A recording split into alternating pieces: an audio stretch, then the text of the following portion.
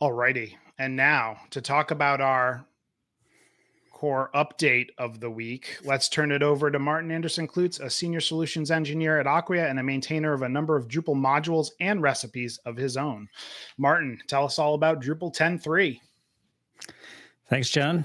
Have you been wanting to use workspaces, single directory components, recipes, or the new admin menu in your Drupal site?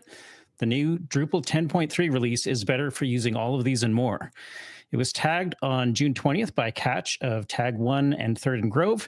And in this new minor version, Workspaces is now declared stable, and single directory components are now fully integrated into core instead of being in an experimental module. Drupal 10.3 also includes the new Access Policy API that was funded as part of the Pittsburgh process kicked off at DrupalCon Pittsburgh. As part of that, the super user access policy that automatically grants user one every permission can now be turned off in services.yaml, and the recipes and new navigation menu are available as experimental features. The Actions UI, Book, and Statistics modules are now deprecated, and contrib projects are available for all of those. Install profiles can now be uninstalled on your Drupal site, and new sites can be installed without any profile at all. 10.3 also includes a new revision UI for taxonomy terms, and they can also be used with content moderation. All core provided image styles now include WebP conversion, and the state service now uses a cache collector for performance, which requires opt-in within settings.php for existing sites. There are other performance improvements, including post requests are now rendered cacheable, duplicate queries during logins are avoided, and big pipe requests are now avoiding reading the session data from the database multiple times. With 10.3, developers can also make use of a new AJAX command to open a URL in a dialog and a new draggable list builder trait, among a host of other changes. Of course, there are also some additional deprecations, so the project update bot has already been busy creating new MRs on the various contrib projects. So let's talk about the Drupal 10.3 release. Oh boy, do I have things to say, because I updated my site to 10.3 just at the beginning of this week, so like I guess yesterday. And I've been using navigation for a while, so I'm super excited that it's in core. It is experimental, so if you turn it on, just be aware it's experimental. But yeah, I really do love the new navigation menu there. And as far as deprecations go, I did get some warnings about deprecations, one of which I don't know that it's listed here, but it has something to do with Layout Builder, which I use Layout Builder, and I removed the module and everything was fine. So all good there. But yeah, 10.3 is great. That's a lot of new goodies. It feels like the releases are getting bigger and bigger with more every minor release. It's amazing. I think part of that has to do with the needs review queue initiative as well. I mean, listeners of the show know this. I've called this out a few times, but Stephen Musgrave's work with that initiative has helped like unblock and increase velocity. So I think that helps a lot. But personally, I'm very excited for 10.3 because it's the first release where I've added new features to Drupal itself and made the install process simpler too. So if you're installing Drupal after 10.3, you no longer have to specify the default country, which is a setting that has done nothing since I think like 8.4. So it's a drop down that you no longer have to set. You can still set it if you need to on the regional form, so in the settings, if you have a module that is using it, you can still set it. But the one that I'm more excited about is an accessibility fix, which allows you to now set, it's not going to hit everywhere, but it's one thing that, I'm happy to have contributed, but you can set the heading level for pagers now. So they used to be hard-coded at H4s, which...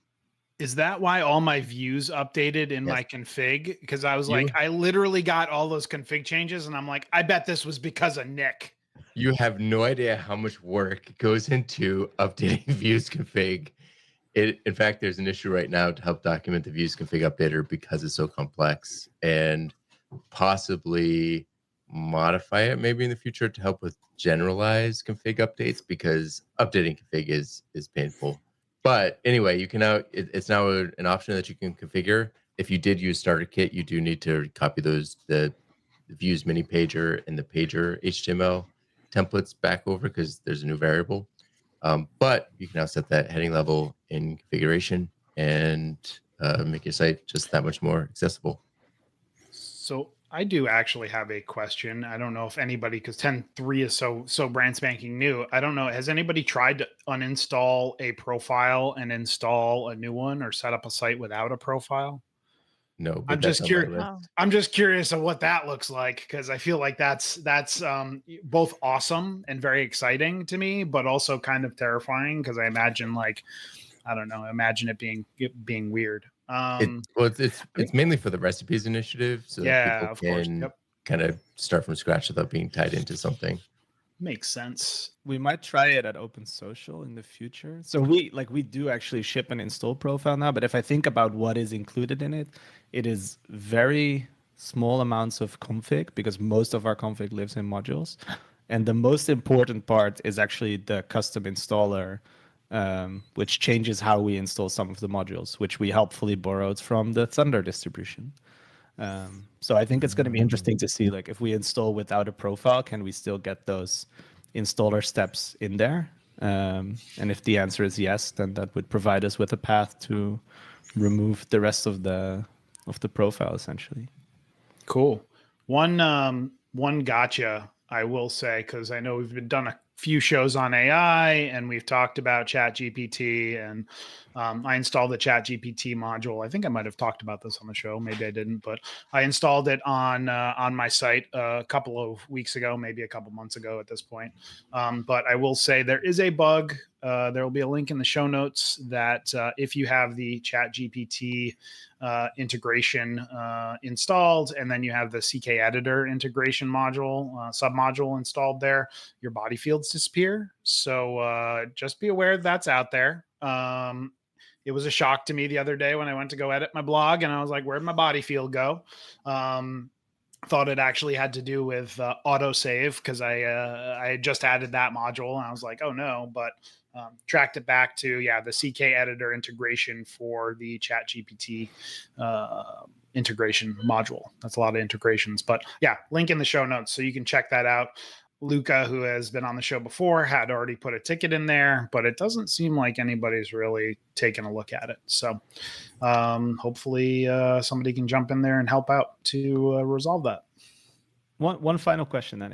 If so related to the navigation menu, does that mean that the admin toolbar module will have seen its last use? So if we're talking about site building, that's basically one of the modules I first install on any project. Yeah, so you don't need the toolbar module anymore to have the navigation, which is I don't know. It's nice because you can literally spin up Drupal and like the navigation just works and it has all of the kind of pop outs that you would expect, which is awesome. Because you're definitely not the only one who would install, admin toolbar every time because it was, provided that those drop downs and whatnot.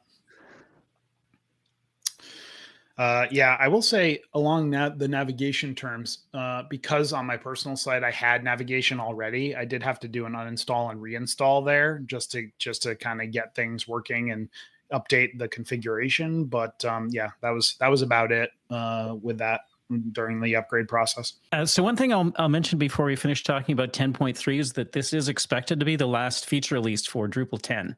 So in a little over a month's time, we're expecting the release of Drupal 11. And then after that, all new features will be going into the Drupal 11 branch.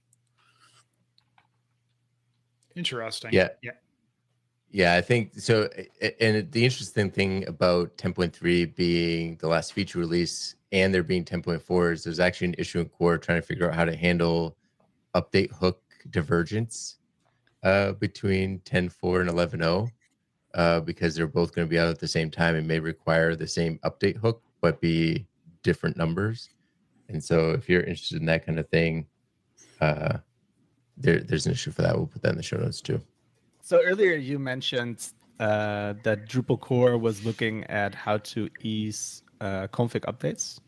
And that's actually, as a distribution, something we've already been doing. So I was curious to know which issue that is and make sure it got included in the show notes, because we've been using Update Helper, which was also something we helpfully borrowed from the Thunder distribution. Yeah, I'll track that down and make sure it's in the show notes. Well, Martin, thank you as always for providing us a on point module or core update of the week in this case. If folks wanted to suggest a module, where and how could they do that? We are always happy to get nominations for Module of the Week in the Talking Drupal channel of Drupal Slack, or folks can reach out to me directly as Man Clue on all of the Drupal and social channels.